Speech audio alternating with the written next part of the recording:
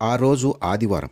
కిర్రుమని gate శబ్దమైంది. ఆ శబ్దం కొడుక్కి చదువు చెబుతున్న సురేఖ చెవులకు ఎక్కలేదు. చిన్నారి చక్రధర ఏడుస్తూ అమ్మకు ఏదో అప్పచెప్తున్నాడు. వాడి కళ్ళ నిండా కన్నీరు, చెంపలపై నీటిచారలు, జుట్టు రేగి ఉంది. వెక్కిళ్ళు పెడుతూనే అప్పచెప్తున్నాడు. వాడు ఎక్కడైనా చెప్పలేక ఆగిపోతే బాధతో, ఆవేశంతో అరుస్తుంది సురేఖ. ఆమె ముఖం ఏ భూతమో పిశాచమో పునినట్లుంది. గుమ్మం దగ్గర నిల్చొని 5 నిమిషాలు ఈ తతంగమంతా గమనించారు జగన్నాథం గారు. సురేఖ ఈ లోకంలో లేదని, తాను అలా ఎంతసేపు నిల్చున్నా గుర్తించదని అర్థమైంది. ఏమ్మా సురేఖ, బాగున్నారా అంటూ చెప్పులు వదిలి లోనికి ప్రవేశించాడు. ఆ పిలుపుకు ఉలిక్కిపడి ఈ లోకంలోకి వచ్చింది. ఆయన్ను చూడగానే, రండి బాబాయ్ గారు, పిన్ని పిల్లలు బాగున్నారు కదా, కాళ్ళు కడుక్కొని రండి అని ఆహ్వానించింది. ఆయన కాళ్ళు ముఖం కడుక్కొని వచ్చాడు. ప్లాస్కోలోని కాఫీ తెచ్చి ఇచ్చింది.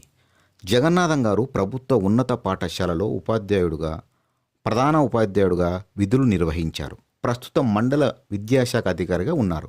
సురేఖ ఆమె భర్త నాగరాజు ప్రొద్దుటూరులో ఉద్యోగరీత్యా ఉన్నప్పుడు కొంతకాలం జగన్నాథం గారి ఇంట్లో అద్దెకున్నారు. 2 కుటుంబాల మధ్య మంచి అనోన్యత ఉంది. తర్వాత నాగరాజు బదిలీ కావడంతో కుటుంబంతో సహా కడపకు వెళ్ళాడు.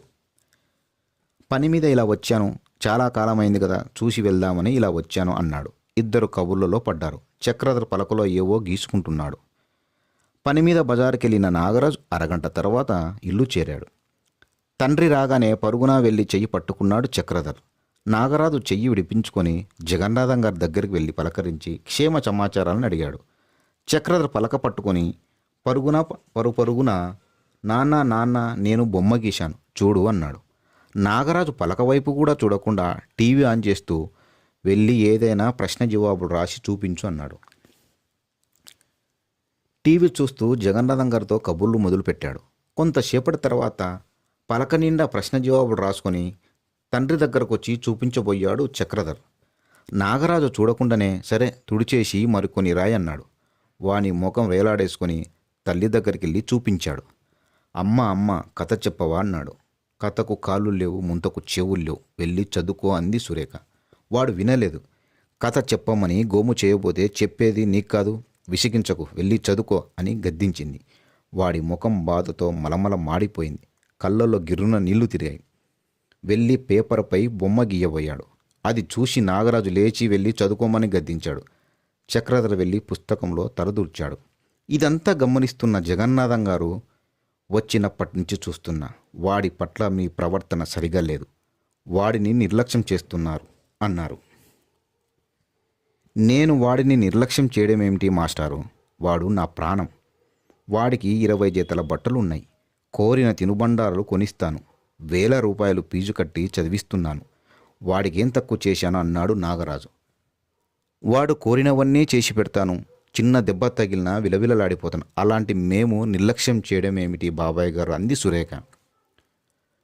వాడికి అన్నీ అమర్చామని మీరనుకుంటున్నారు, కానీ వాడి ఒంటరితనాన్ని దూరం చేసే ప్రేమను అందించడం లేదు. పిల్లలకు తల్లిదండ్రులతో కబుర్లు చెప్పాలని ఉంటుంది. తాము గీసిన బొమ్మలు చూపి, నేర్చిన పాటలు పాడి మెప్పు పొందాలని ఉంటుంది. కథలు వినాలని ఉంటుంది. ఆడుకోవాలని ఉంటుంది. మనం యాత్రికంగా జీవితంలో పట్టించుకోం. కథలు చదువుకు అడ్డం అనుకుంటాం. కథలు ప్రపంచ జ్ఞానాన్ని, మంచి చెడు విచక్షణను, విలువలను పెంచుతాయని గుర్తించాం. ఆటలు లేని పాఠశాలలో 1000 ఫీజులు కట్టి చేర్చుతాం. మానసిక శారీరక ఆరోగ్యాన్ని పెంచే ఆటల గురించి, గ్రంథాలయ పీరియడ్ గురించి పాఠశాల నిర్వాహకులను అడగం. వారం రోజులు రాత్రి పగలు యంత్రంలా తరగతి పుస్తకాల మధ్య నలిగే పిల్లలకు సెలవు రోజున ఆడుకునే అవకాశం, కథలు చదివి వినే అవకాశం, అమ్మా నాన్నలతో కబుర్లు చెబుతూ గడిపే సమయం ఇవ్వాలనుకోం. వాళ్ళ మనసులో బాధ మనకు అర్థం కాదు. వాళ్ళ ఒంటరితనాన్ని గుర్తించలేం. వాళ్ళ ఉత్సాహాన్ని అల్లరి అంటాం. తన చుట్టూ ఉన్న వాటి గురించి తెలుసుకోవాలనే ఆసక్తితో పిల్లవాడికి ప్రశ్నల సమాధానాలు చెప్పకుండా చదువుకోమని గదామిస్తాం. తెలుసుకోవాలనే ఉత్సాహం ఆదిలోనే నరికేస్తాం. ఎన్నో పనులతో అలసిపోయి ఉంటాం. టీవీని ఆశ్రయిస్తాం. కానీ పిల్లలతో గడిపి అలసట తీర్చుకోవచ్చని తెలియదు. వాళ్ళ గెంతులు, ఆటలు మనకు ఇంట్లో అడ్డం. మనం కోరుకునే మార్కులు రాకుంటే మన కళ్ళల్లో విషం.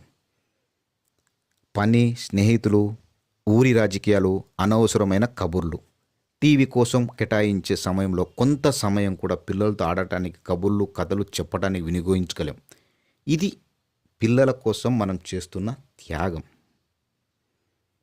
అల్లరి చేస్తే గదిలో బంధిస్తా, చదవకపోతే వీపు చీరేస్తా, జవాబులు అప్పచెప్పుకుంటే తుడపాశం పెడతా అంటూ బడిలోనూ ఇంట్లోనూ పిల్లల చిన్ని ప్రపంచానికి మనం ఇస్తున్న గౌరవం.